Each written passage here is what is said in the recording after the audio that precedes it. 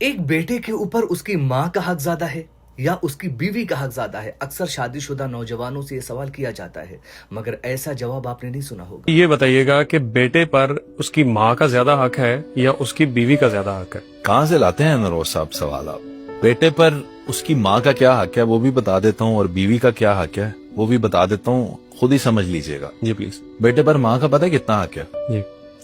کہ جب وہ ماں کے پیٹ کے اندر ہوتا ہے نا، اور ماں کو خوراک نہ ملے، اگر فرض کریں کسی بھی وجہ سے، جی، تو اپنی خوراک پتہ ہے کہاں سے لیتا ہے؟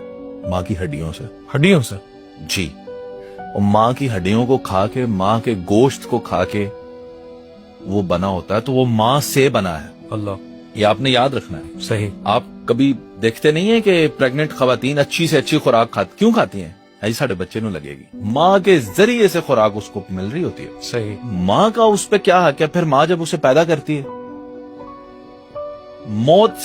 موت جتنا ڈرامہ وہ برداشت کرتی ہے، بالکل۔ پھر وہ دنیا میں آتا ہے، پھر اس کو پالتی ہے، کیسے؟ کیا قربانیاں دے کر، اپنی نیندیں قربان، اپنی ساری زندگی کی سوشل ایکٹیویٹیز، ہر چیز تباہ، بچے کو بڑا کرنا، بالکل۔ اس کی سکولنگ، اس کی ساری پریشانیاں، پھر اس کو چوٹیں لگنی، اس میں اس کے ڈرامے، وہ سارا کچھ ماں نے برداشت کر کے اسے بڑا کیا۔ اب پوچھتے ہیں کہ ماں کا کتنا حق ہے؟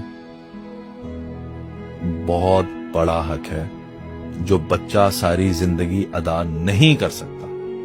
آپ وہ ایسے ہی تو نہیں مثال بنی کہ آپ ماں کو اٹھا کے بھی حج بھی کروا دے، کندھوں پہ اٹھا کے، آپ اس کا حق نہیں ادا کر سکتے۔ بے شک ایسا۔ کیوں؟ کیونکہ اس نے اپنی ساری زندگی جی ہی آپ کے لیے دی، اب آخری وقت میں آپ کو دیکھ کر جیتی، صحیح۔ اور آپ کہیں گے جی تہاڈا حق ہی کی ہے؟ یو کین ناٹ سے دیٹ۔ بالکل۔ اب اس کا مطلب یہ نہیں لینا کہ ماں کا اتنا بڑا حق ہے تو جو بیٹے کی بیوی آئے گی وہ ماں کی غلام ہوگی، صحیح۔ اس کا مطلب یہ بھی نہیں لینا۔